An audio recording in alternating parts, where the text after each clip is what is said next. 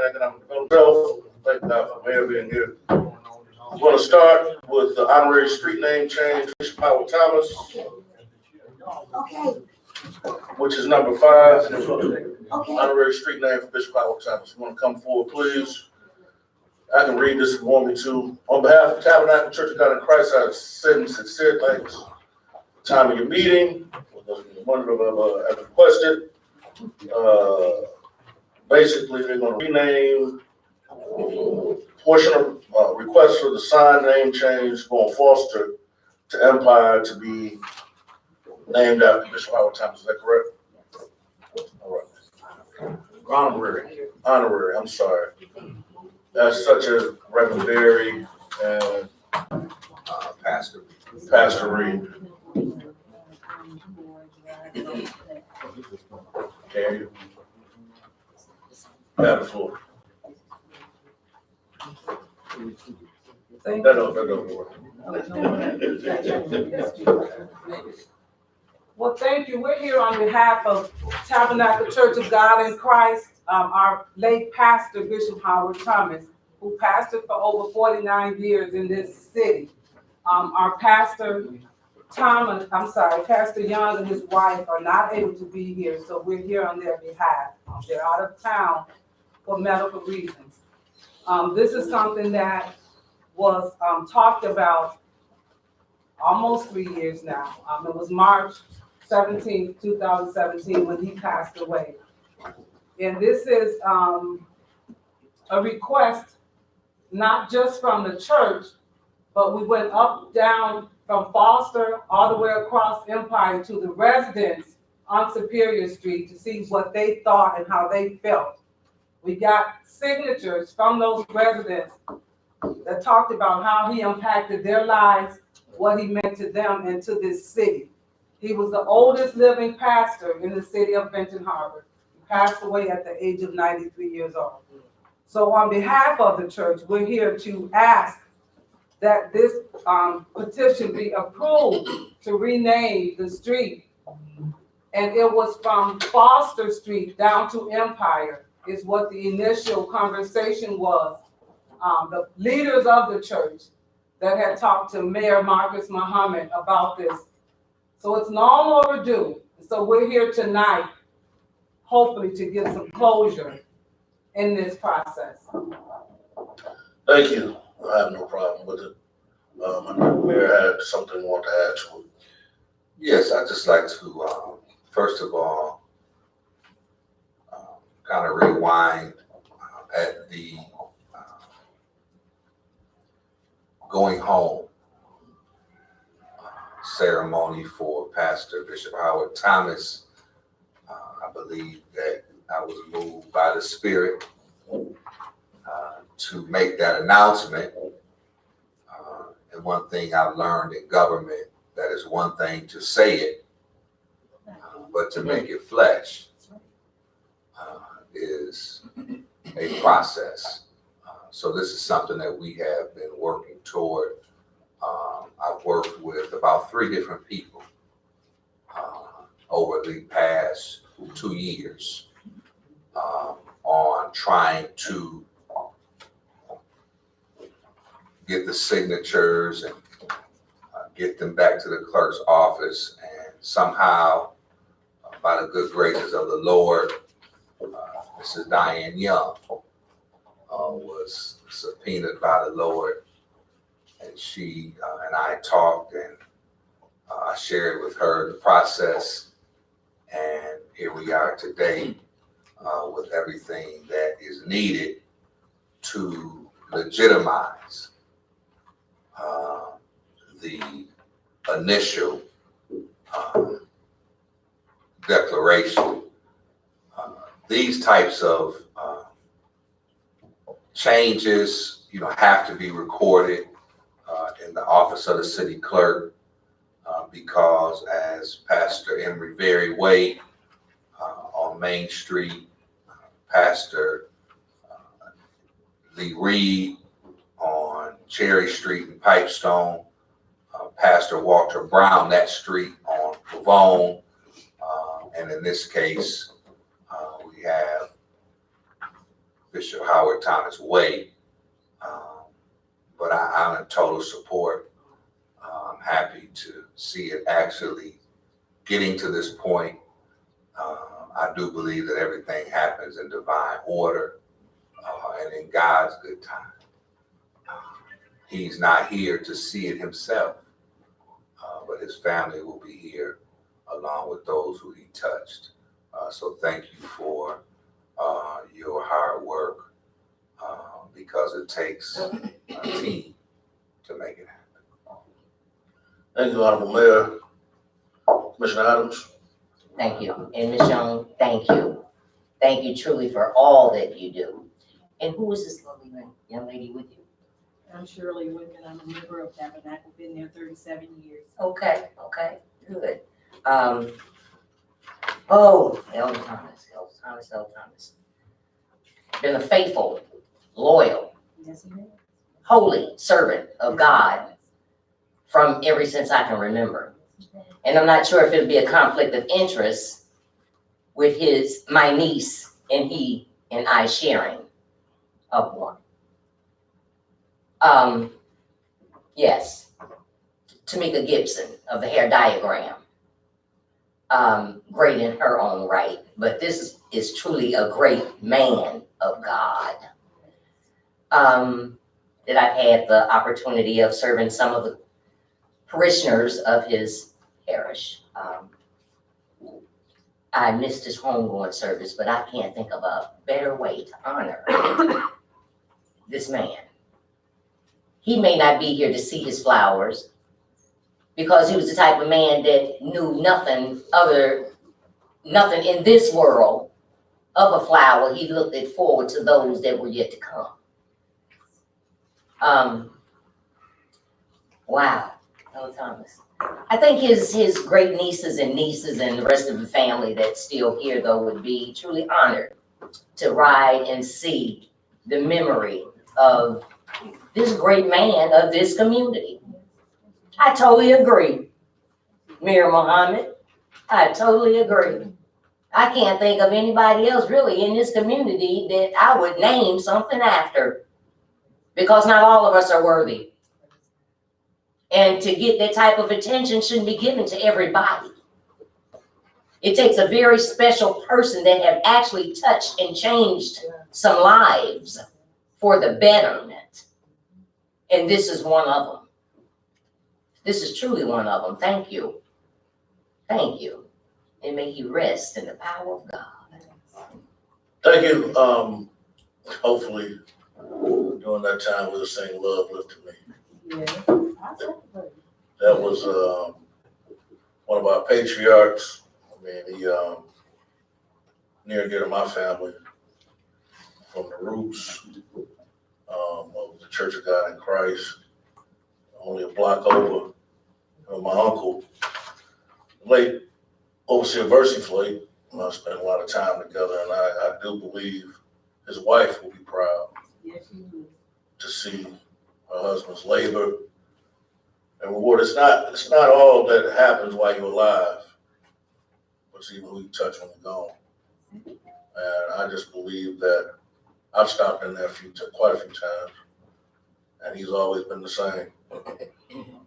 No matter what church he was at, and most of us we didn't call him Bishop at the time, we called him Uncle Howard, because he was an uncle, not only an uncle, but he was a powerful man of God who believed in the power of prayer and the power of love. And we can go on all night about this, but I know we're gonna do it on Monday night when we vote on it again. So I would just ask that maybe, if possible, his lovely wife, if she's in good spirits, can come. If not, she's not able, or the pastor can come maybe, or a couple more people to celebrate, because that is a grand occasion to have the city council vote to have a name after the late great Bishop Howard Thomas. I would hope that it's not because you necessarily gotta like a person, but their works speak for them. And to see you guys still here 30 years, 37 years. 37. I know you've been there for a long time, holding it down, and it's a blessing. So I do concur that we will do everything in our ability and power to make sure this happens expeditiously. We don't want to wait till battle's over. If you want to shout now, you can go ahead. But it's already pretty much in the hands of the body after tonight. So thank you so much. I think I've seen Commissioner Singer. Come on. The mic ain't working, so you can go ahead. Say love, it. Yeah, go ahead. Let it out. Love. He even had this, This thing with it. his gestures, he had a way of breaking it, so I ain't even gonna try. But, definitely, I don't know who superior is, Mm. I don't know who superior is or if it had any meaning or not, but I do know Bishop Thomas, and I was one of the ones who was fortunate enough to also call him, Uncle Howard. He was, when I grew up with some of his kids, Dave, Steve, and elementary school, when he came to check on them, he checked on me too, so I felt like he was a real uncle, and I don't know if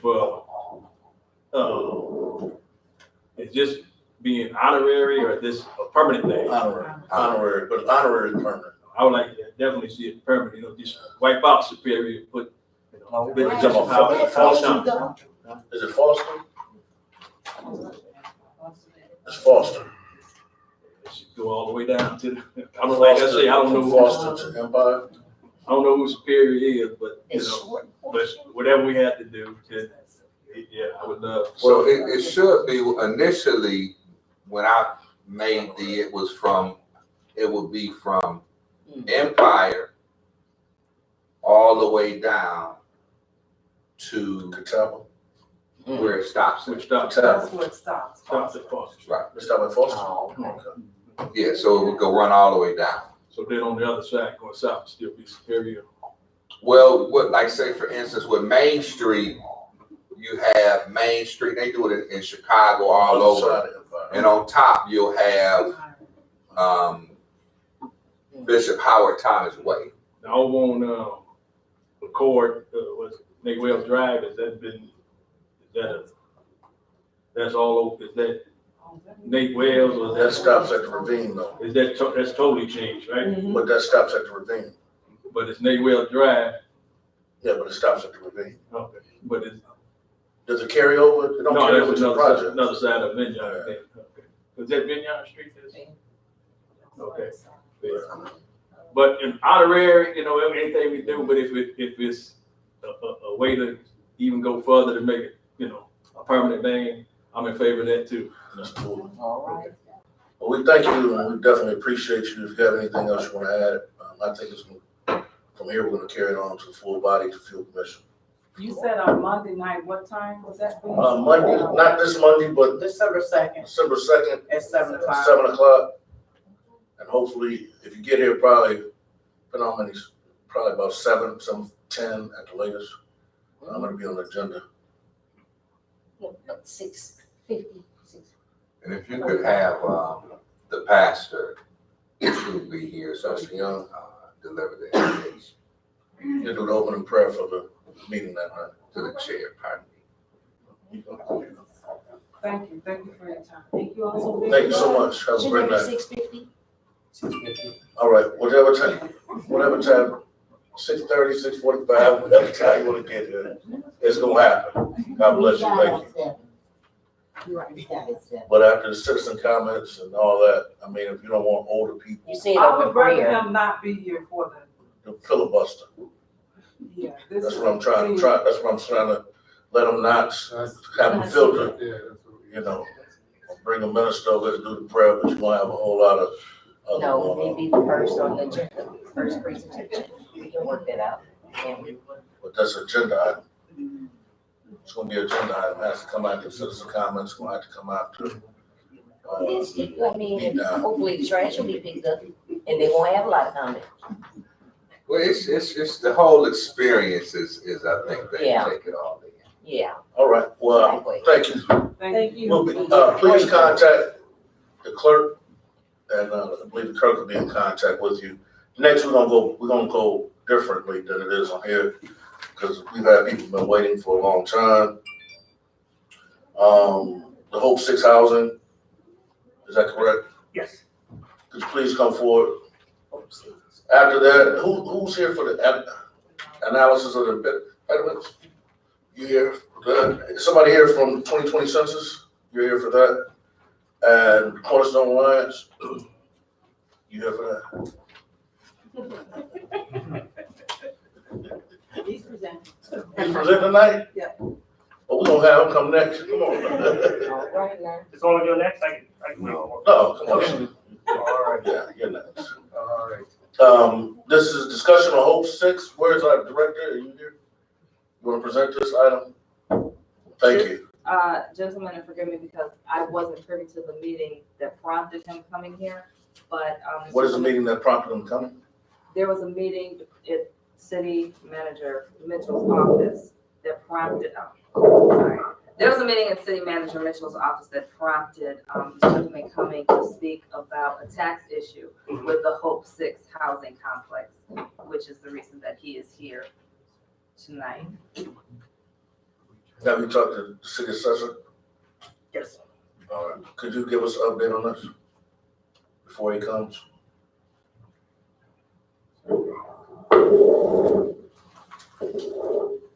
Hope 6 is a, forgive me. Hope 6 is a, it's a pilot program with the city. Okay, so they make a payment in lieu of taxes.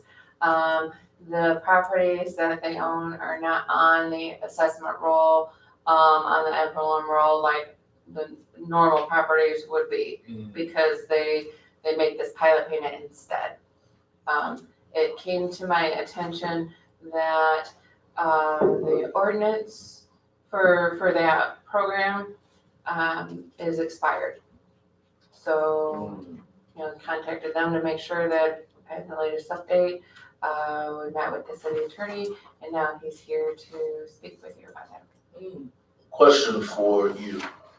Who's the original owner of these was it, who's the original owner who came? I think it was Sam Thomas. Sam Thomas goes out. So we're talking about right now the houses that are on Washington, Jefferson Hill housing, Yes. and you want to still get a tax break on them?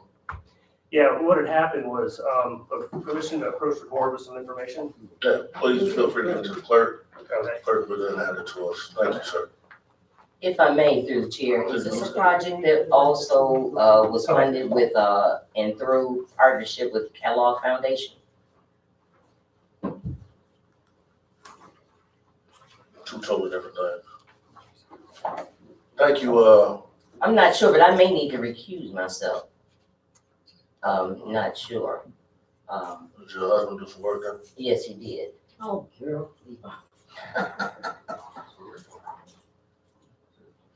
Attorney, he's not working there now. His work is complete. What? Excuse me, Attorney Hearns. Well, I'm the chair, just for a second. We don't have to get into that right now. I don't want to do any violation of the law. But, real quick. The reason why that was brung out is because Commissioner Adams brought it out. None of us brought that out, so we'll make that clear. Can you answer? So she wants to know, will it be a conflict of interest for have any discussion And actually rewind the tape too. on this project? I don't believe I have enough information. The suggestion was that she had a husband that used to work at Hope 6, but no longer works there.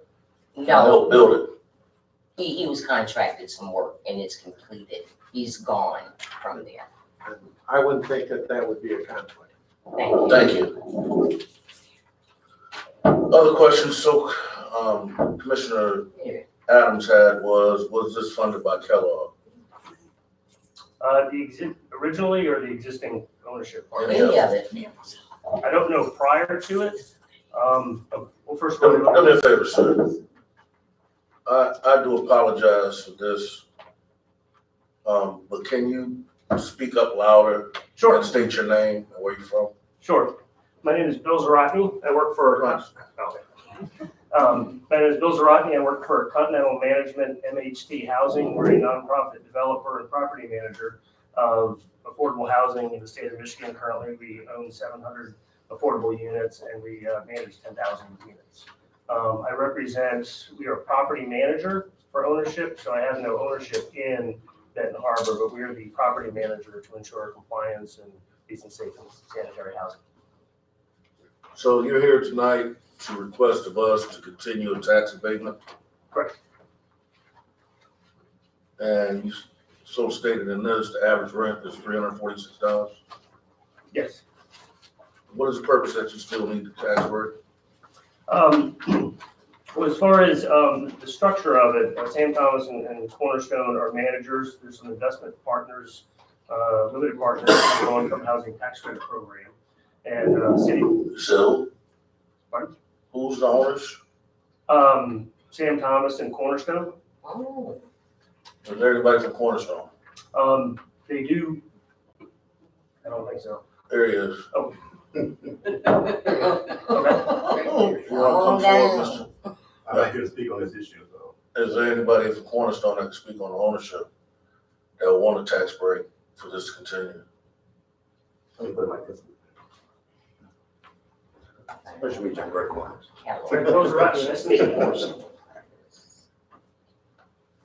When the Hope 6 development was first started, 15, 20 years ago. Yeah. Sam Thomas was the developer of the project. He needed assistance, so we partnered with him to get that project underway. I'm not sure there are several phases of Hope 6. yeah. I'm not sure which one you're speaking of at this point, so you'll have to help me out there. Okay. So we have some Yeah. related activities. Yeah.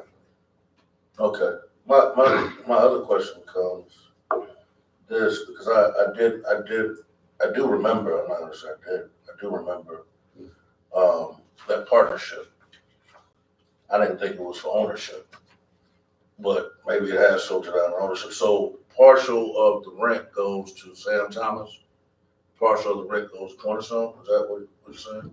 Any proceeds, some proceeds go to Sam Thomas or some proceeds go to Cornerstone? Again, depending on which development he's talking about. If you're talking about phase 2, which was the field development, public housing. What? Okay, that's the scatter site housing. Okay, Yeah. yeah, the scatter site housing. The management company manages the property. Pilot is to help cover the cost of the project itself. We don't receive any of the rent dollars. I don't know what the management company does, but we don't receive any of the rent dollars. We invested in the project to, again, supply homes for the people in this community.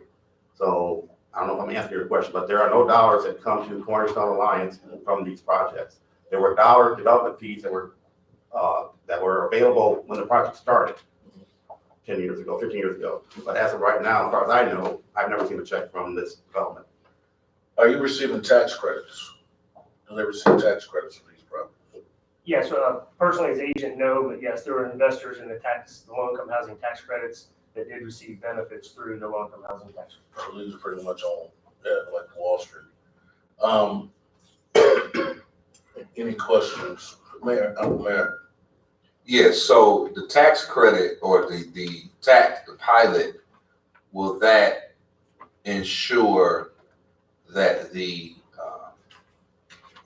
rent, is that the right, will remain consistent with where it's at now? As far as I know, these are parts, there's Mishnah layer on top of Hope 6. There are about 3 or 4 different entities involved in this entire project. Right. Without the subsidies, without the pilot payment in lieu of taxes and so on, you cannot rent those properties for $300 a month. Okay. So that's my main focus, Yeah. because I have obviously, constituents and Sure, residents absolutely. and friends and persons who live there. Yeah. And I know particularly that suits Mhm. their financial situation and condition. And So they're not technically rent controlled, but they're controlled to the point where Michigan says this is what that unit can be rented for. And if you have to make a great cause or reason for that to change. Those properties are inspected by Michigan and the different agencies every year. And they have to stay at a certain level of compliance and so on. So, yeah, the dollars, the main reason for the pilot is because without the pilot, there's no way that property would be able to maintain this liability. And a little point of clarification, technically, the pilot hasn't expired. It was a 40-year pilot going from 07 to 2047.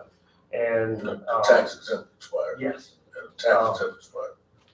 yes, after the initial 10 years, it required an extension to be filed. And I guess the reason for that is, and I'm not sure, that's kind of an odd setup, but I guess it gave the commission an opportunity to say, hey, we're 10 years into this, is ownership still providing decent sanitary housing? I wasn't a commissioner then. Can we, my question becomes also, is it just for till 2021?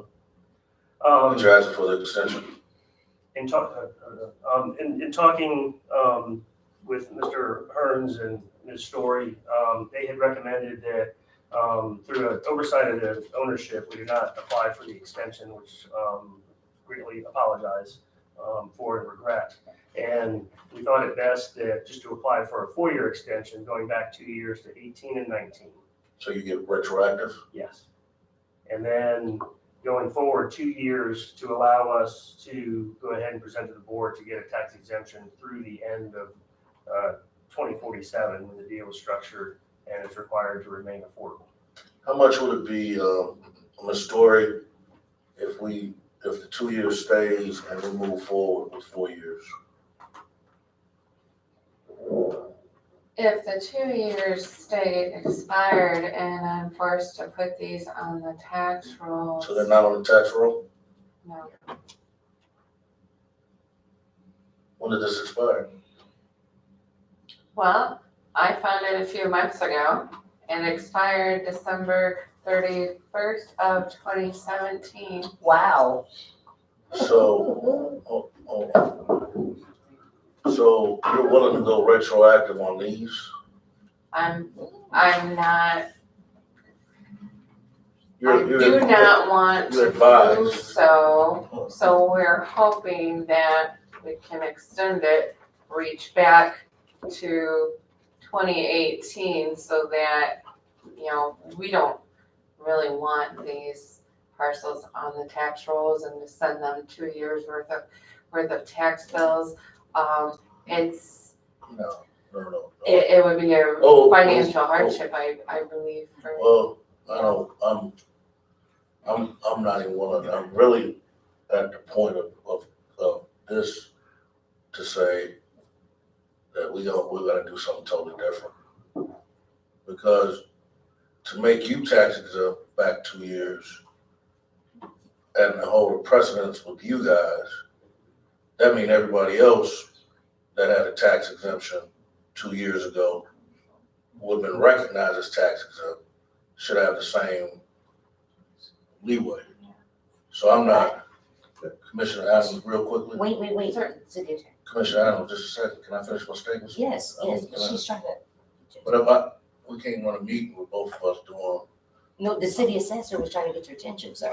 I'm making a statement real quick, and I'm gonna go right back to the city assessor and the city attorney, okay? But everybody else was tax exempt, that was found out, nobody else went retroactive. And to find out that you found this out and still didn't put on a tax roll and became proactive and tried to get this retroactive, that's, Sir, that's not exactly how it all right, occurred. come on, let it go. It occurred after the 2019 values were done, so I didn't have a choice. Second of all, I do not want to take action by putting these 70 properties on the tax rolls and have it be a mistake. So I took the time to investigate and make sure that that was the right decision. Now we're coming to you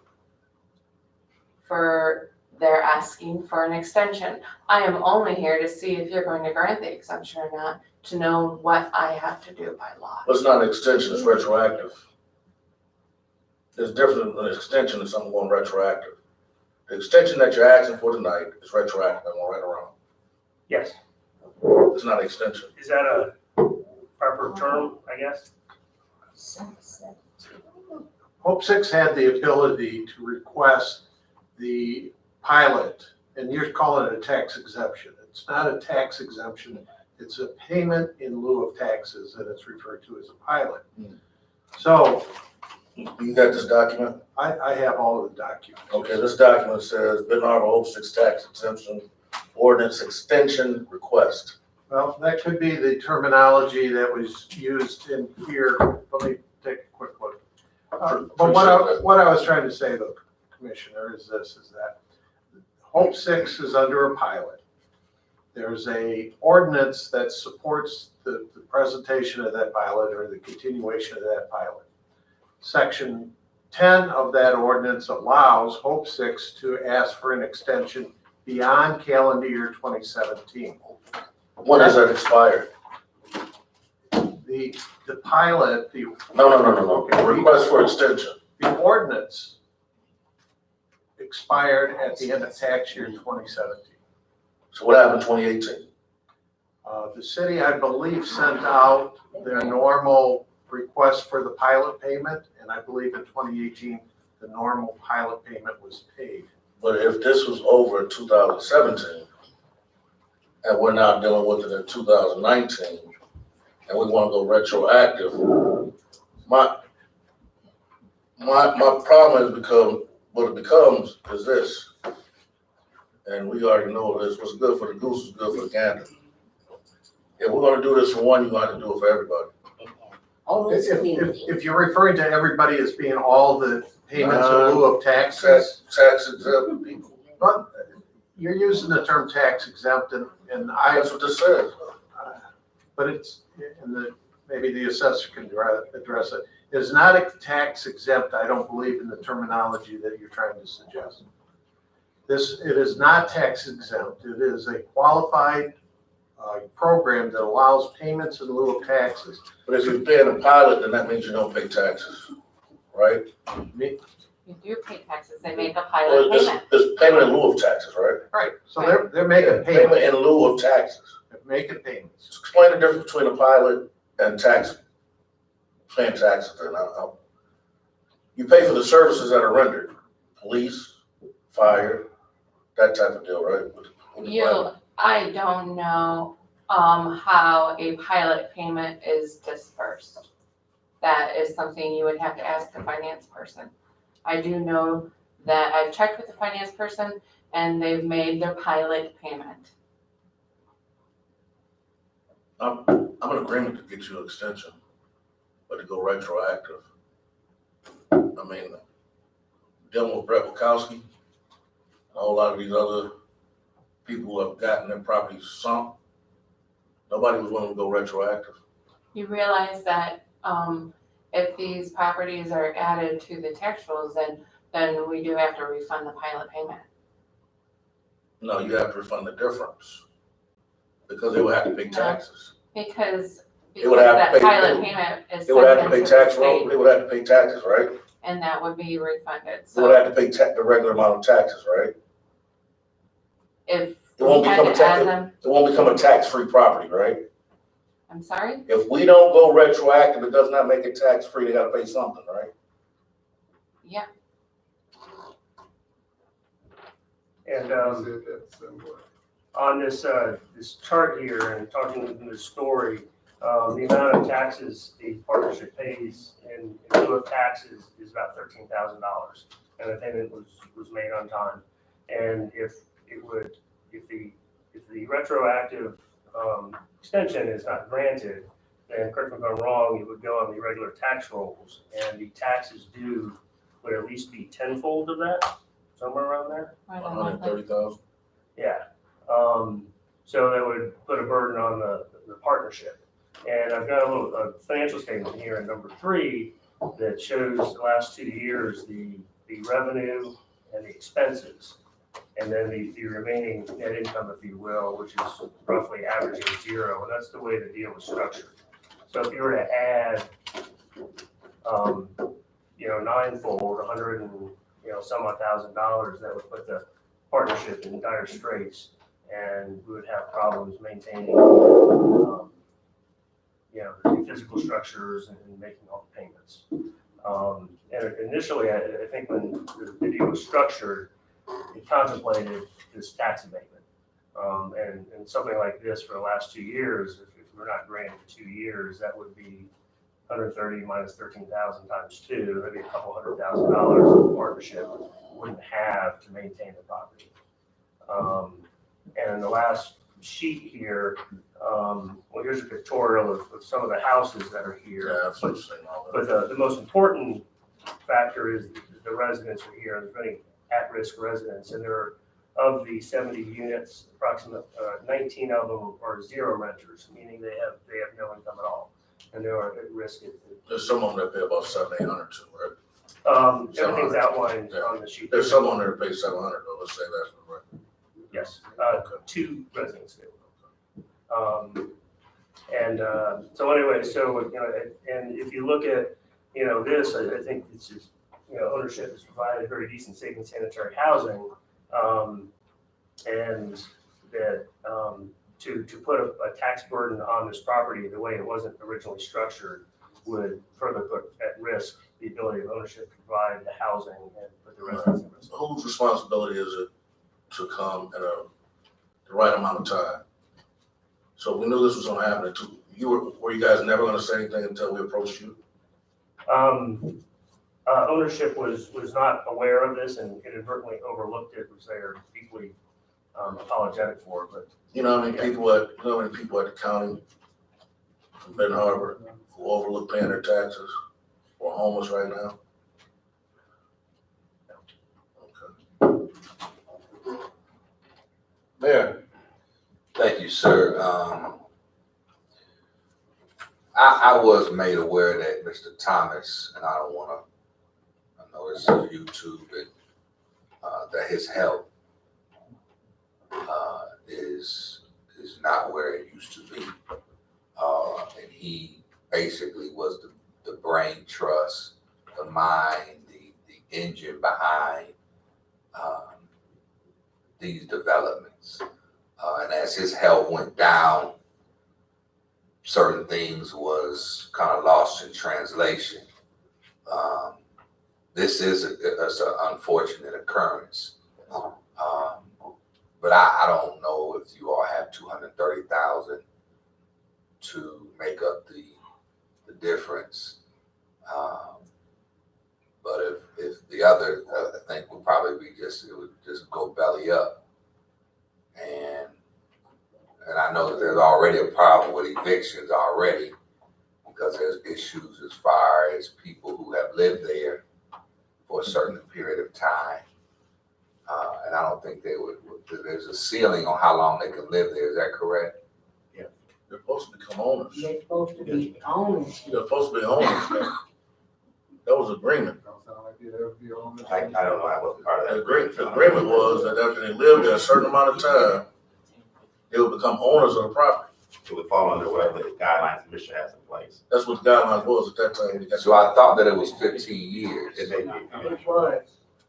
But I actually, when I was going door to door, I found a resident who had been there for a period of time.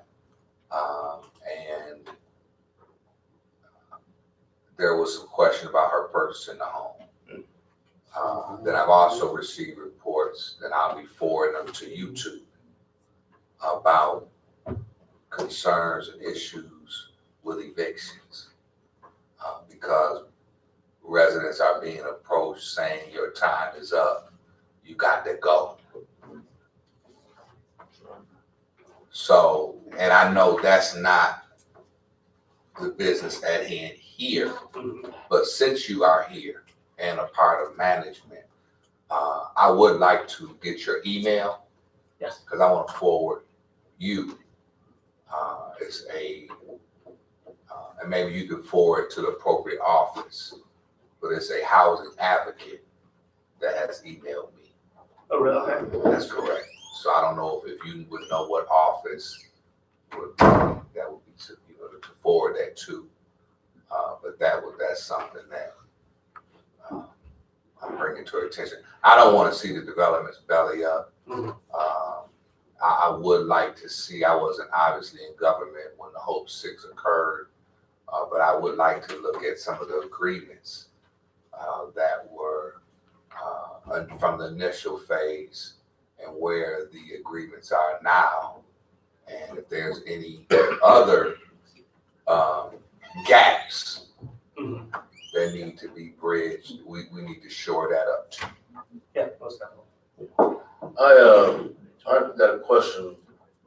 Ms. Story, how long have we been knowing about this situation? How long have we known? Yeah, that this was a problem. Well, I don't think I found it until March, and it took me a couple of months to figure out who was behind Hope 6. I went through about 4 or 5 people of trying to find somebody to talk to find out if maybe there was another document that I wasn't aware of and that everything was okay. And then once I did find, land with Mr. Zarotny, actually it was the person before you, and he brought you in. Then set up a meeting with the city manager and got him up to date on what was going on and asked him to take it from there. So do you have that type of discretion What discretion? to hold this off the tax roll? To hold it off the tax roll? Yeah, is that your own discretion? Well, no. Well, if we found out in 2017 that this was a problem, you found out in March, whose discretion is it to keep you off right now? Who's holding them off right now? Was it Darwin? Who's what do you mean holding them off? Why are they not on the tax roll right now? Okay, well, because paperwork would need to be filed with the December board review, and that's in 2 weeks. So you need an answer within 2 weeks? Is there paperwork already drawn up or not? No. Okay. So that means there's no time precedence on this. I think we got latitude from our assessor to hold you off for as long as we can. So maybe you can bring your documentation and make it privy to the mayor and the city manager so we can get all the correct information. But she said there's no paperwork drawn up. I don't have paperwork drawn up to add them to the tax rolls, but I have a meeting coming up in 2 weeks. Well, can we? I think we need to get the right information. Commissioner Henry. And I understand that there's a new owner. Did I understand that is correct? There's a new owner? Okay, I missed that part. Okay. I believe his son, Mr. Thomas, his son, has, I don't know if power of attorney is the proper term, but. It's a new management company, maybe that's the question. No, I'm asking was there a sale? No, And, no, it wasn't there a was no sale. sale. And Continental Management is actually handling the business now. We are solely handling property management, not ownership matters. Yeah, property management. And we're talking about Bronson as well as, Virginia, No, Scotty. Scattered It's South. the phase 2, Okay, second phase. all right. Yes, sir. Are any of those homes rent to own? I'm not sure of the partnership documents as far as ownership. I can find that out. I would tomorrow. be, intrinsically interested. I don't know either, until I find some documents, and I apologize for not having much knowledge about this, but it's really something that we haven't focused on a lot because, we were a conduit to get the project done. We had infused some dollars to help make it work, and we relied on Mr. Thomas and his agency to manage it and so on. I learned about this last week, so. But anyway, I would doubt if it's rent to own because there's like a $20 million mortgage on this whole project.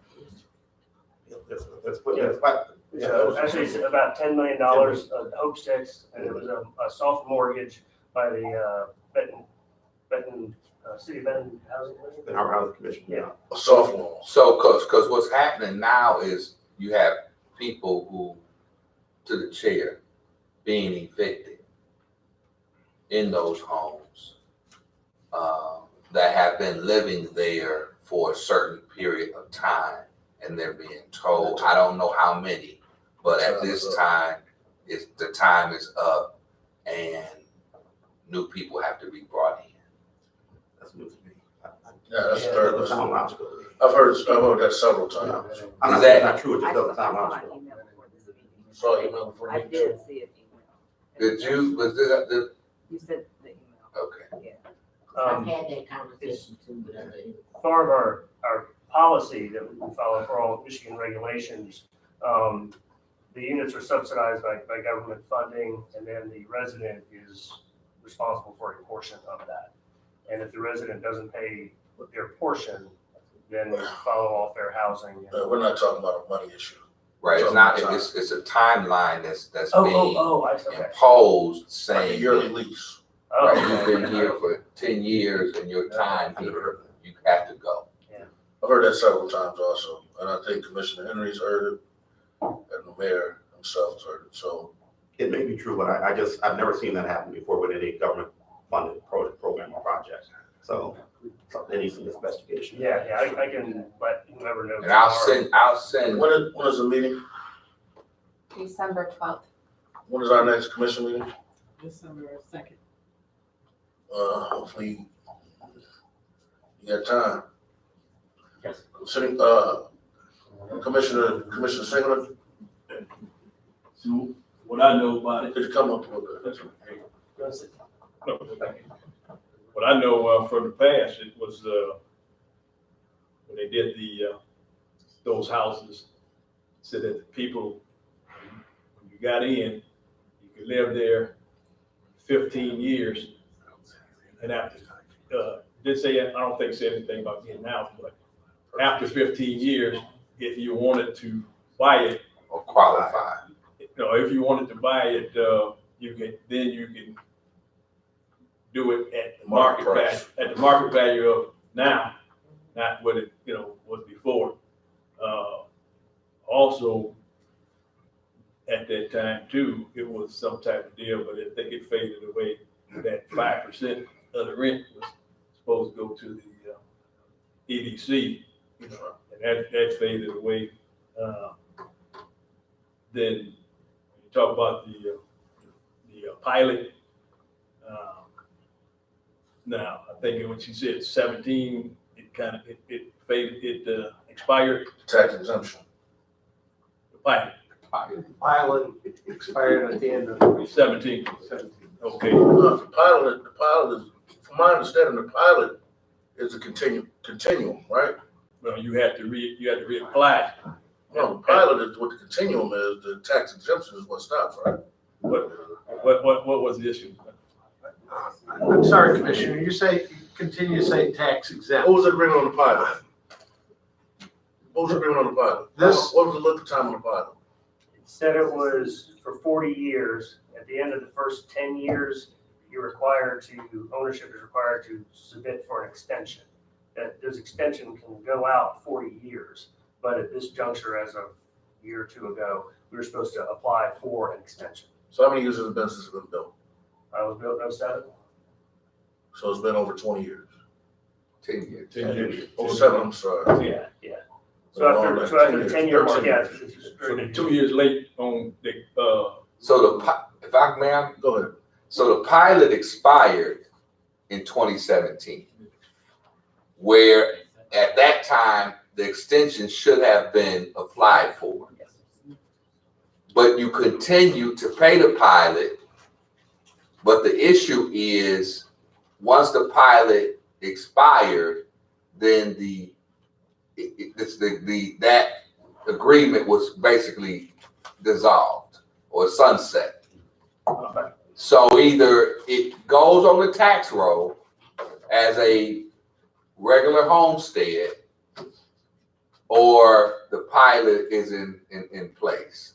it will remain, but the issue is the retro, I think, as well. The issue is $13,130,000. That's the bottom That's line. the issue.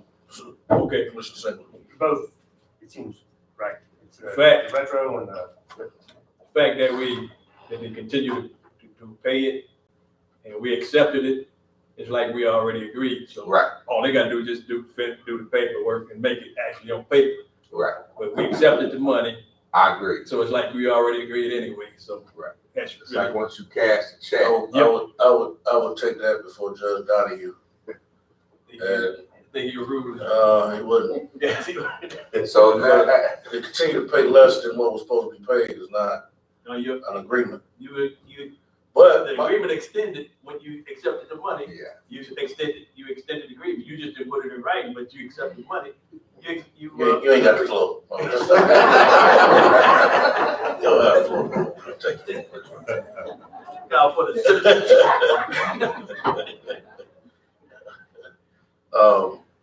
I think we need to get that information as far as the fair rental practices too, before I can feel comfortable even voting on it, talking about fair housing practices. I mean, because if you're getting complaints that people are getting put out just for time and not because of money or not because of any other issue, I think we also owe it to our residents. I mean, not because of favor, because again, if it's not our responsibility. Well, it is our responsibility. Because if we hadn't told you, we've been doing that for the next 10 years. And the surprising thing is it's still held off. You know, so I would ask, we can bring it before the council, but I would ask that that information be privy to the council. I would ask that the email be looked at, and also that the information be brought forward. Appreciate your time, sir.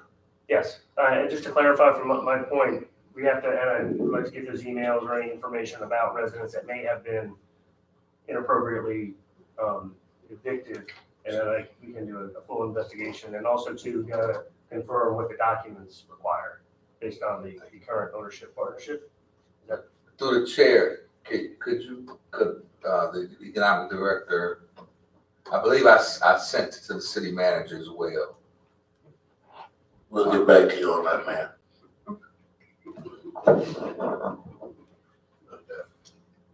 All right, send that to that gentleman, please. Thank you.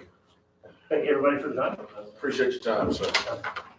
Next on the agenda is a presentation by Mr. Isom, Cornerstone Alliance. Please feel free to come forward.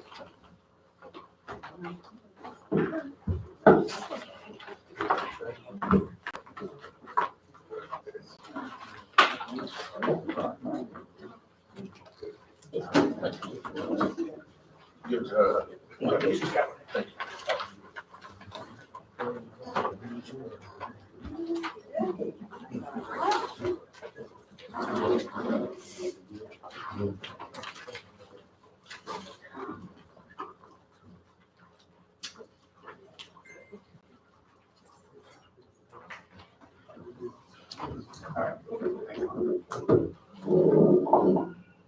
Thank you. Honorable Chair.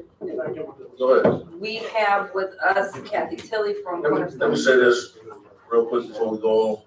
The reason why this meeting is carrying on so long is because next week is Thanksgiving week. That's the reason why we piggyback the meetings for the employees so they can cook and do everything they need to do. So don't blame me. Camelback. Charge it to their head and not my heart. Or my head and not my heart, whatever you want to do. The presentation can go forward. Thank you, ma'am. Ms. Tilley from Cornerstone Alliance in regards to the off-base property development project. All phase development. All phase. Again, my name is Kathy Tilley. I work with Cornerstone Alliance. Tonight I have a couple of colleagues, Greg Vaughn, the VP of Business Development, and Cameron Isom, also in our business development team. You said Vice President? Yeah, he's Director, Vice President, soon. All right. So we wanted to come tonight and just give you information on a project that is happening on Riverview Drive. We have a developer that has purchased that property, the old All-Phase building at 825 Riverview on the corner, right beside behind the high school. It sits on 11 acres. I gave you the aerial of it in here. And the building itself, I believe, is 12,000. What are they proposing to do? You can give us a short version. Short version. Yeah. Got it, okay. They're proposing to change this building into a banquet facility to hold weddings, events, that sort of thing down on Riverview. They're gonna take the first floor and second floor and divide it into 2 big or 4 small event facilities and have it, this point in time, he's not sure whether he's gonna put in a kitchen or whether he's just gonna have it catered. Is that property safe? Is it sinking? Last I heard it was sinking. He Foundation. he has had the survey done, he is in the process of doing his due diligence on the structure itself right now. He is also looking at a number of different, getting quotes for all the rehabilitation that he wants to do on the building. Are they doing demo already? No. They are. They're moving things out of the building. They're tearing it up. That downstairs is already cut. Sure is. Okay. That I did not know. Yeah, is there any permits being pulled, you know? I'm sorry? Any permits being pulled or anything like that? 'Cause I know when the last time I drove past, there was like electrical wires hanging and the whole bottom half was torn out when I looked in there. I know that he had to pull out some things because of the water that he was getting, and he was concerned about getting the wires out. Is there any way you can check on that and give us an update through the clerk tomorrow? I certainly can. Or, Absolutely. So we are requesting that we get your buy-in for requesting a tax exemption, which would be commercial rehabilitation exemption certificate for them, which is initially setting up a public hearing for requesting the district itself, because that has to be asked. is that the same thing we just did over here, Mr. Vaughn? No, it's similar but not. Similar, but it's different. That What's the was an Oprah, this is a commercial rehab. So a lot of the Public Act is similar in the Oprah. It has to be on 3 acres.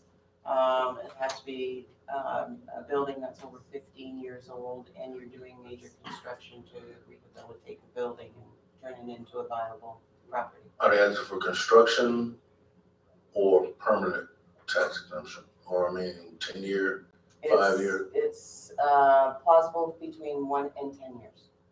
I think we can ask. I'm sorry? 1 and 10 years. And what are they'll probably ask for 10 years.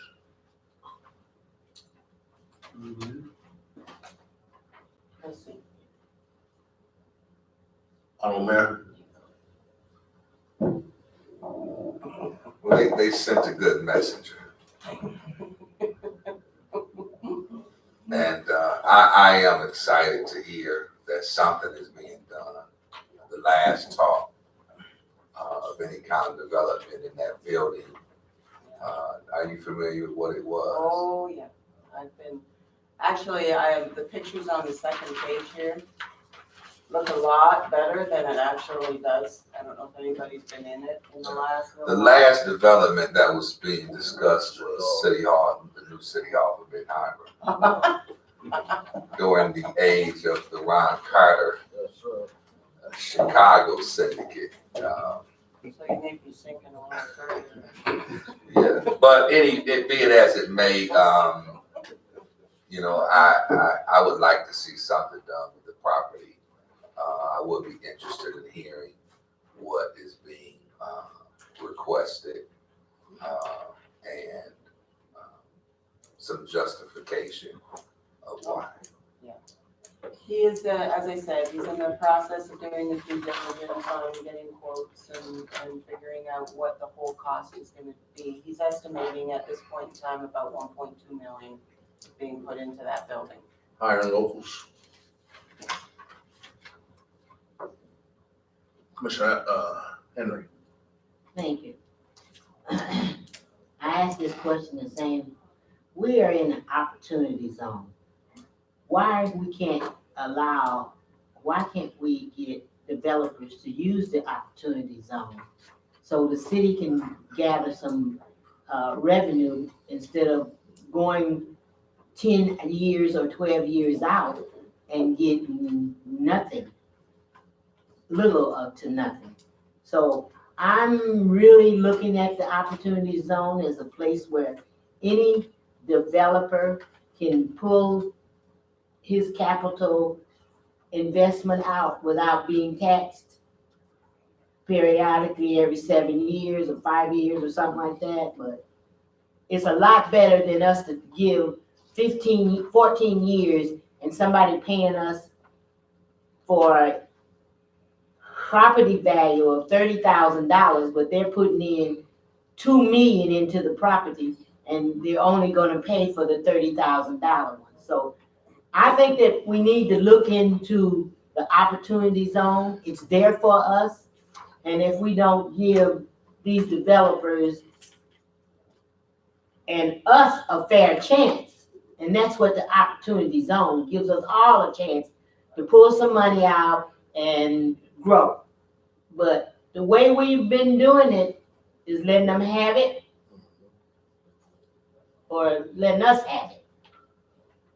So I would suggest to go back to the drawing board and let's see if the opportunity zone. I know it's better for the city to have an opportunity zone. So I don't know if the developer is gonna be compassionate enough to know what city he actually is wanna invest in. Thank you. Honorable Mayor. Yes, I think the pickle that cities run into is when you're dealing with private investment, then it's difficult to dictate to people that's bringing their own money how you're gonna spend it.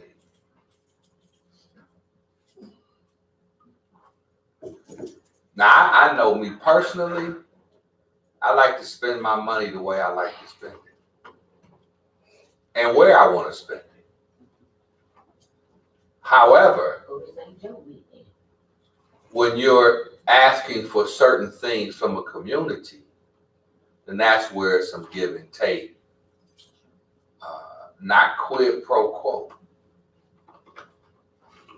but give and take in terms of what's best for the community, what's best for the developer, and marrying that together. So I would be interested in hearing ideas about the opportunity zone, what that would look like, as well as other economic tools to spur development. I don't want to become the tax break capital of the world either. That's what I think everybody's coming to us. They just want to tax break us to death. And we're the poorest community in the region. And I know the old saying is you gotta can't fight development, but you can fight poverty.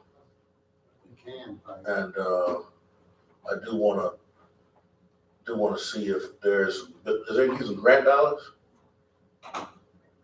He is using his own personal money. Oh, it's his own personal money. Okay, so it's no grant, nothing, they just asked for a tax break. They are, we are looking, we are always looking. Speaking of the opportunity zones, we always bring that up when we're talking to developers, so that they can reinvest their capital gains into. I would love to talk about it. I would love to see it happen. Through the chair, what are some of the conversations in mentioning the opportunity zone? What are some of the developers saying? What is, your hearing is great. opportunity zones, it's fairly new, as you might realize. Part of the challenge with that, they're still trying to work out all the, just like with the marijuana laws and so all the kinks and clinks and what have you. It's a federal program. Dollars that are invested in opportunity don't have to come from capital gains. So they. Could you explain that capital gain? If I have a business that I paid $100,000 for and I sold it for $200,000, I had $100,000 of capital gains in there. So normally capital gains is highly taxed. So the incentive here for a developer or investor is rather than pay that high tax on the money he received, he would invest those dollars into a project in a opportunity zone. A fund has to be established first and foremost for an opportunity zone, even for them to invest in. And now the benefit to him primarily is that he has to leave those dollars in that fund for 7 to 10 years, I believe. Okay, in order to get the full benefit out of it. If he takes it out sooner than that, then he has to pay all the taxes and what have you. So it gives him a chance to make money on his money without paying all the federal taxes that he would normally have to pay. There are no other benefits for him other than her other than that. So he doesn't get any tax break from the local government or from the state even. It all comes out of his federal tax returns. Right. So when the governor called my office a year and a half ago and asked where we thought the best location for opportunity zones would be, we selected this area here, suggested us this area as well as several others throughout the county. And the governor narrowed that focus down to the areas that she finally designated as opportunity zones. And Riverview is one. I think, yeah, Just Riverview, on the edge. just on the edge of it, yeah. Riverview, Main Street, mostly downtown areas. In what kind of traction have you gotten? We've got a lot of inquiries, just like every other For economic opportunity zone development. Yeah, for developers from across the country. So we have a lot of inquiries. Nobody has said we're going to actually do a project in this area. Keep in mind, in order to invest in opportunity zone, you don't have to be a Michigan. You can invest in opportunity zone in California, New York, what have you. So you've got these several entities across the country that are national entities that are exploring, looking for opportunity zones, looking for projects. So what we have to do is say, okay, we've got opportunity zone. We'd like you to invest in our area, but we have to have a project for them. They're not just going to come in and say, okay, I'm going to plop down here and build. We got to say, here's a project that you can invest in, and it's in an opportunity zone. And then, I'm sorry. And then that's in downtown Battle Creek right now. exactly. Mm-hmm. They bring a project, and then the funds come Exactly. and they support it. Mm-hmm. I think there's a project, matter of fact, somebody from Benton Harbor just had a wine and jazz club that they opened up. Right. That is on Facebook today. They gave him $25,000 startup money plus another $10,000. Nadia. Chicago. Yeah. Mm-hmm.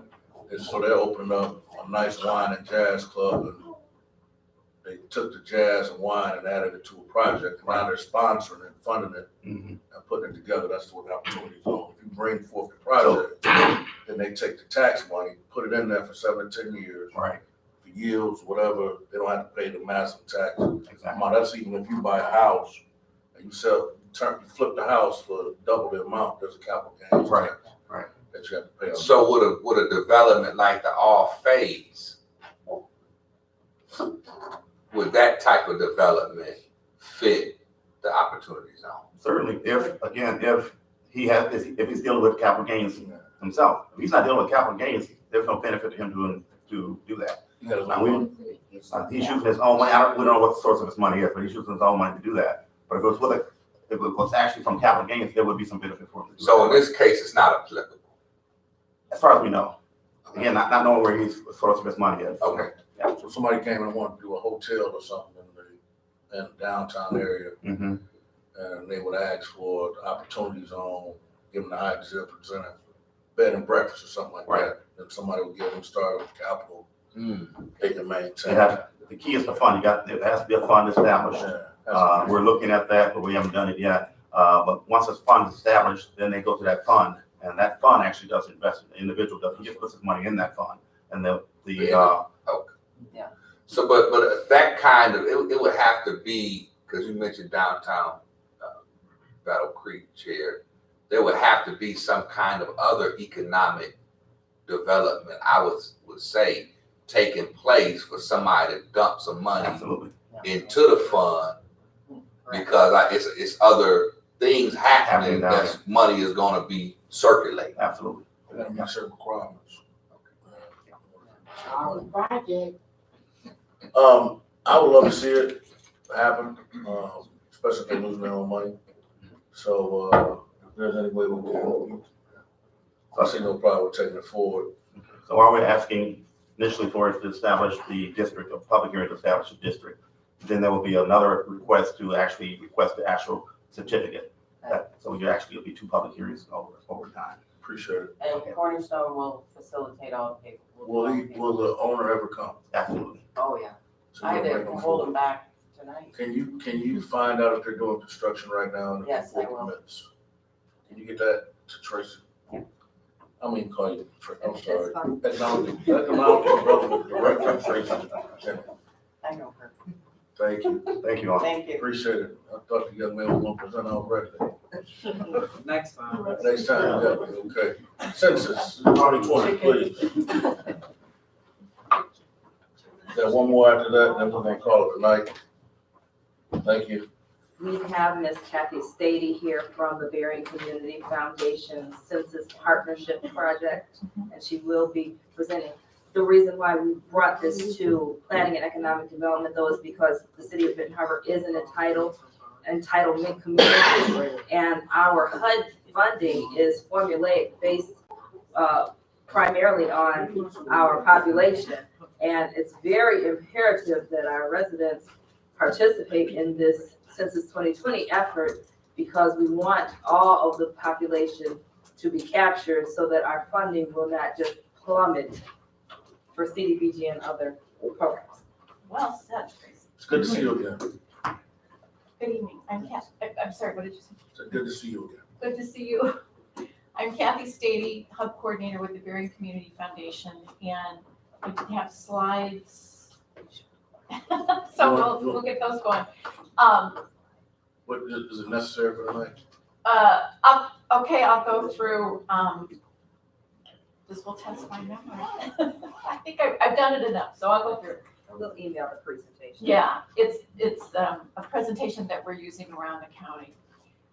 In 2010, the population of Berrien County was 156,813 people. And we have, at every 10 years, How much was it? 156,813. In Berrien County? Yeah. How many have been our? It's slightly over 10,000. That is in the deck. You'll see that as a slide there. So the actual, every 10 years, the Census Bureau does a decennial census. So every 10 years, they count the residents of the country. The Census Bureau's data is projecting that we will be undercounted in the county by nearly 30,000 people, which means those 30,000 people need an extra effort to be counted. It means the Census Bureau will have staff that will knock on their doors, and for this census, the Berrien Community Foundation is working with nonprofits to have census events to encourage the population, the residents to be counted. That 30,000 people that we are at risk of being short or being undercounted actually means $44 million a year for 10 years, or $440 million to Berrien County. It's money we have today that we would not have. Could you give that figure one more time? $44 million a year for 10 years is $440 million. That number is actually a conservative number, because that is based on the top 16 census-based federally funded programs. If you, the state demographer says the value of each resident is $1,800 a year or $18,000 a year. So that includes more than those 16. And if you use that number, it'd be 53 million. So when we say 44 million, it's a conservative number, which is scary. That is why we are teaming as the foundation. We're teaming with nonprofits to get a complete count. And we do have great support from the Benton Harbor area. We've gotten a number of grant applications that we're in the process of finishing the approval of those, and we'll be having a lot of events. But we need everybody to help get all the residents counted. The kinds of things that the census pays for, the top 16 programs, are things like transportation, it's infrastructure like roads and bridges, it's schools, it's school lunches, IDA, Head Start, Title I, the state CHIP program for health insurance for children. It includes housing developments or housing projects, Medicare, Medicaid, public health centers. And then in addition to that, it even outside of the top 16 programs, it funds our it's how the library population is how the library funding is determined. It funds student financial aid through Pell Grants. It's used for emergency management. How many resources do you need to be ready for an emergency? Hospital beds, all that is based on census data. And as Tracy said, it's critical for the HUD funding. So the funding and the way the census data is used is critical. It's different from voting. Voting is how the money's spent. Census is getting our fair share of federal dollars. It's as easy as that. In addition, of course, it's state and federal representation. And it's one of the things that we feel is very important to communicate is the census data is confidential. Individual household data is confidential for 72 years. It can't be shared with anyone. It can't be shared with the local sheriff, the police. It can't be shared with other government agencies like the FBI, IRS. And it can't be shared with a landlord or a bill collector either. It's private information. So we want that confidentiality message is an important one. Does that census also dictate redistricting for like the county when they lessen the seats? It influences it. It influences. Yeah, the county commission uses census data, and in 2010, they actually lost 1 or 2 county commission districts, but it's the county commission choice of the district size. So it influences it, but they get the final decision. So what is the projection for Benton Harbor, if you don't mind? Yeah, the undercount in Benton Harbor is about 34%. It's very high. It's the highest in the county of being undercounted. About 60. Yeah. 6,600 now.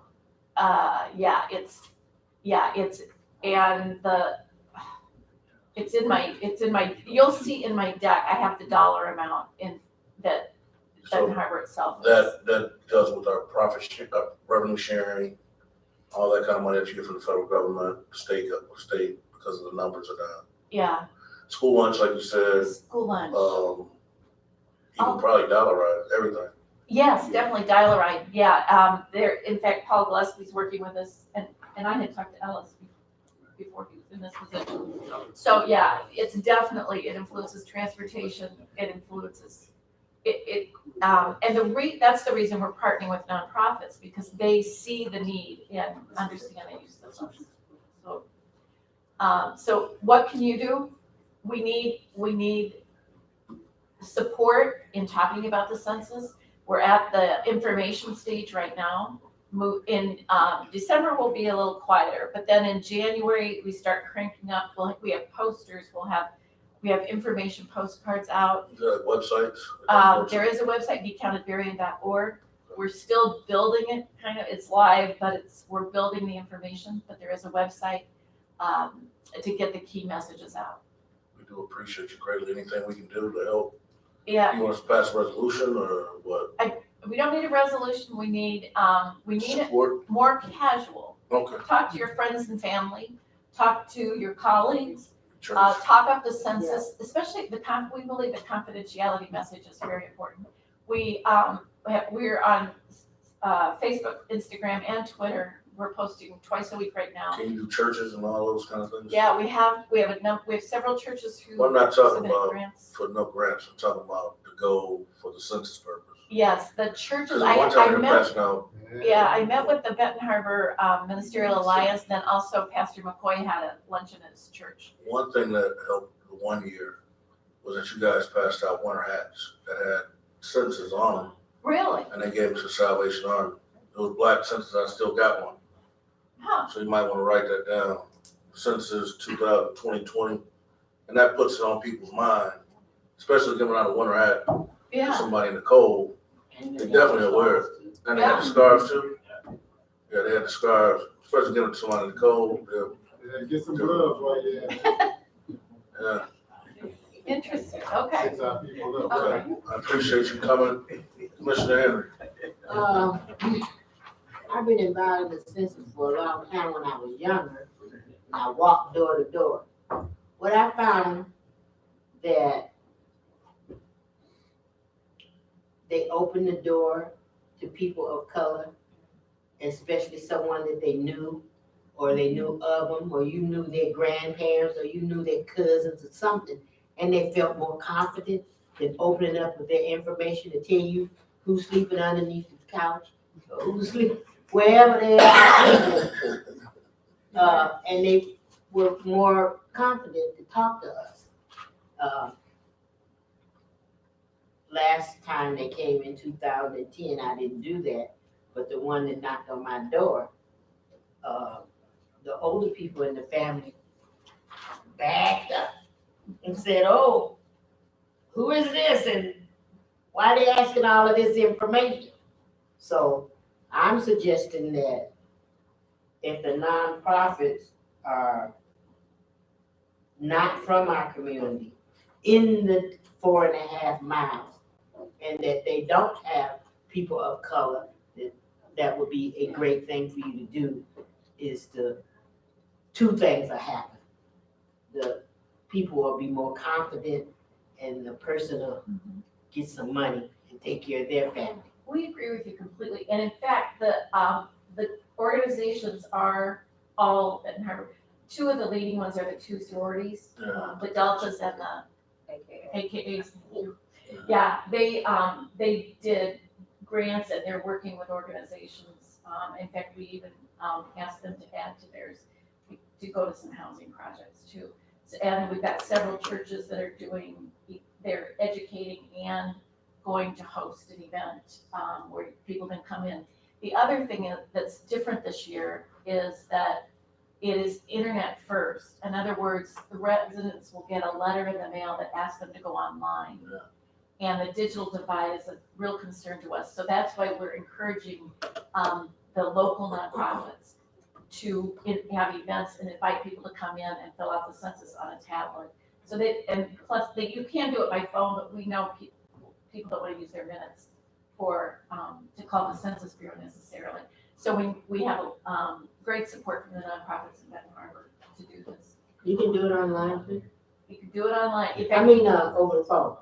You can do it online or over the phone, yep. And then in Benton Harbor, the fourth reminder mailing will be a paper one. But we're encouraging everyone to complete the census between March 20th and April 30th. After April 30th, then you might get a knock on the door from the census workers.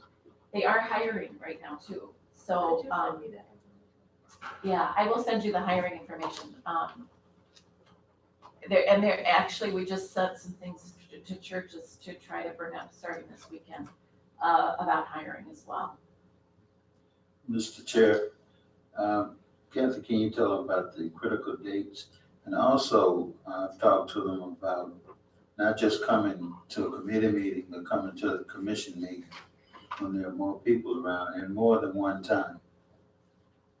I think it'll be good. I'm happy to do that. And I think what was the first thing you asked me for, Alice? The critical dates. Critical dates. Critical dates, yeah. So we are in the educational awareness phase right now. January, February will be in awareness and motivation, talking about going out there. April 1st is the official census count date, but the letters will be mailed on March 12th of 2020. We're focusing we're trying to get as many people in Berrien County to complete the census between March 20th and April 30th. Oh, wow, okay, great. March 20th to April So 30th. you'll get all that to Ellis? Yeah, it's in the deck. It's in the deck as well, yeah. Thank you. Thank Thank you for your presentation. I appreciate you greatly. Any other questions from anybody before we move forward? I don't see the human race, on your list. That's what I mean. Yeah, it's, I know. just had to say that. Thank you. So who's your contact in the city that you utilize against on board? Tracy? So it's strictly Tracy, okay. If you can't get to Tracy, who you use? If you can't get to Tracy, then who do you use? All Ellen. right, thank you. Is it property time? Sorry. All right, we appreciate you greatly. Thank you. Sorry, sir. No, it's okay. I just want to do ladies first this time. Absolutely. Have a great night. Yeah. I think, just for time's sake, Community Economic Development Director does not have any emergencies coming from the Community Economic Development Office or any other time, something's time sensitive, am I right? Right. So you can bring all that back in December? Yes. And in December, hopefully we can meet on another day. It's gonna be late night. We'll have my meeting first. Why don't we do it at 5 o'clock? Oh, why not? 5 o'clock? Because it's already, it's already before that at 5:30. We can do it on a Thursday if you like. No. I can't bump another meeting. Well, we probably can cancel. This young man has been waiting patiently. Thank you, sir. Thank you for having me. I guess I'll just. You want to do the introduction? Well, so we have Mr. Jason Smith with Wade Trim, who is working with the Community and Economic Development Department for our analysis of impediments to fair housing. So he would be someone that I could also talk to about that Hope 6 situation. This analysis of impediments to fair housing is a community development block grant requirement. Explain impediments. A barrier. Barrier. Yeah. Okay. Yeah, I'll try to give you a little more detail on what that Can means. you, do me a favor? Yes, sir. I don't want the Big Bird Cookie Monster. I want the Flying J. Yeah, got it. Quick version. So I had some slides here, but I'm gonna fly through it. You want to do a slide? No, I'm fine. I have printouts. As Director Jennings mentioned, we're here to talk about our fair housing plan that we're currently undertaking. I'm not gonna call it the analysis of impediments of fair housing choice. It's just too long. It's a fair housing plan. It's easier to remember. We're here to just kind of educate you a bit on fair housing. This is kind of part of the requirement. Each community that receives CDBG funding is required to affirmatively further fair housing. And every year, the city signs a certification as part of their CDBG program stating that they will do so. And one way to do that is through a fair housing plan. What we're doing is we're investigating some of the demographics of the community. We do research on some of the city policies, if there are any that create barriers for people to choose where they want to live. We also do some investigation with the fair housing agencies in the area to determine if there's been any fair housing complaints filed in the city of Benton Harbor, and also with HUD. That information will all be provided in a document that will be available for 30-day comment and review, and be a 5-year document that will help guide the city in making decisions relative to their CDBG funding.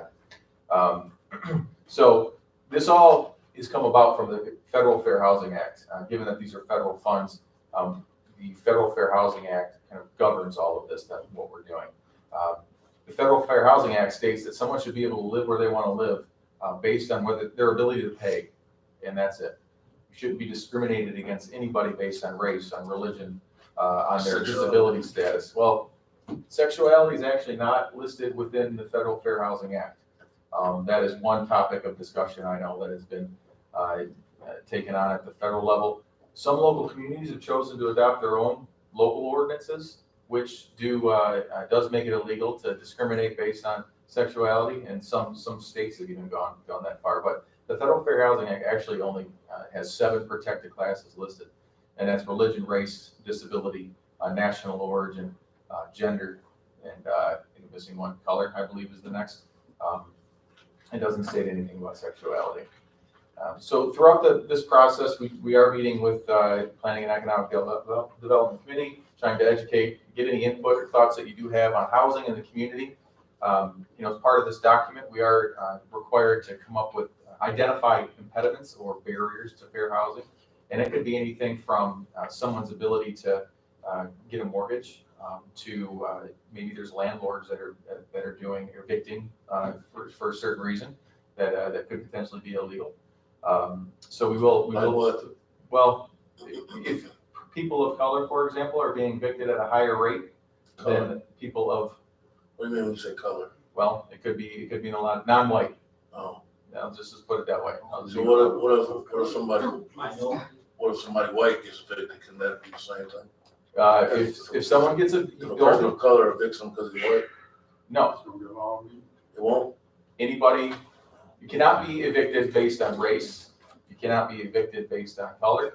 You cannot be evicted based on national origin. You cannot be evicted based on religion.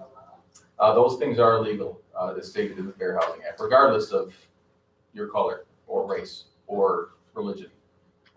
What matters is your ability to pay. If you're being evicted because you're unable to pay, now that is technically illegal, technically legal under the Fair Housing Act. So they can't bring up another other issue. Correct. Yes. And it's part of this document is to investigate some of those things. There are agencies in the area that you can file a complaint if you do experience any type of discrimination based on any of those 7 protected classes. I have provided some of that in my slide. The city Director Jennings could provide referrals to the HUD FHEO office, which is the Fair Housing and Economic Opportunity Department. You can also go to the Southwest Michigan Fair Housing Center if you have any issues related to fair housing. But again, we'll be having a document available hopefully in early 2020 for review, and we're always open to any comments or questions. So will you come back to us in January or February? Our second meeting the only remaining meeting that we do have is with the Housing Resource Network. So you don't have to come back to us? We do not have to come to this. Who's paying you? The city's, I believe, the federal dollars is coming. So we're paying you? Yes, sir. Okay. So is there any way you can come back? Yeah, I can talk to Director Jennings about that, certainly. Yeah, just to let us know your findings, the summation, or everything, even if it's quick. Yes. Mr. Henry? Do you deal with redlining?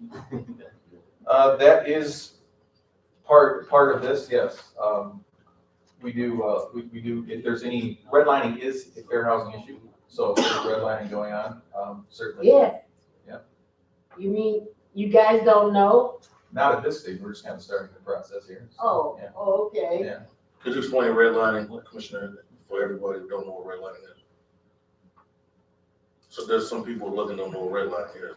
I know redlining. They know what a redlining is. You just don't know. Google it. I know what redlining is. Is there anything else you need from us, or? No, sir. No, sir. Just here to. I do appreciate your humbleness and your ability to wait. Thank you for being here tonight. Thank you. Thank you for the great job that I hear you're doing. Keep on working hard and things will turn out. City Manager, do you have anything else? Yes, we.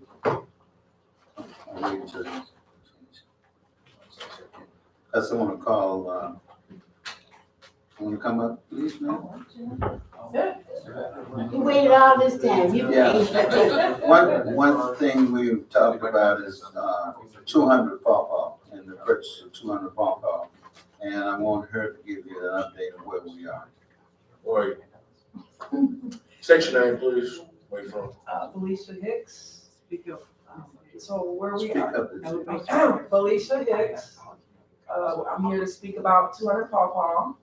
So I sent an email to Attorney Richard Rock so that we can set up an appointment with the real estate department and one of the principals so that we can come in and speak with him to finalize the specifics of that contract and that final dollar amount.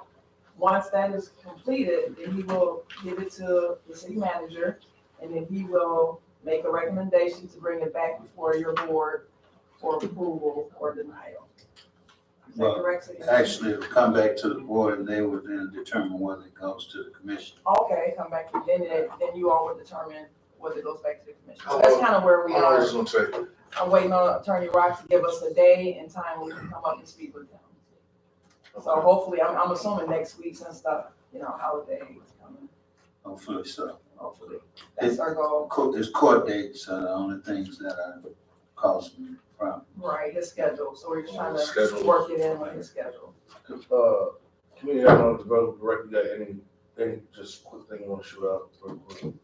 So we did have a chance to meet with City Manager Mitchell, Downtown Development Authority, Cornerstone Alliance, and MBDC, talking about some ways in which we can all partner. And one of the major things that we are going to be seeking technical assistance and funding from MEDC, because we are a redevelopment ready certification engaged community. We don't have a certification yet, but is assistance with moving forward with our master plan. There's money available through MEDC and the RRC program for that. So All that's right, wheels in motion. thank you very much. Commissioner Henry, do you have something that you need to, you getting happy? What's going on? Waiting on the meeting to go down. Please, hurry up. I thought you was giving, Big red flags. thought you was giving Louis a break. All right, well, we, happy Thanksgiving to everybody. Thanks for coming out. God bless the man. We have him. Hey, Ron. See how quiet it is? That's why you run the meeting. You need to come to the public safety meeting. I think you the best chair we can. Public safety committee meeting ran timely. He's gonna email.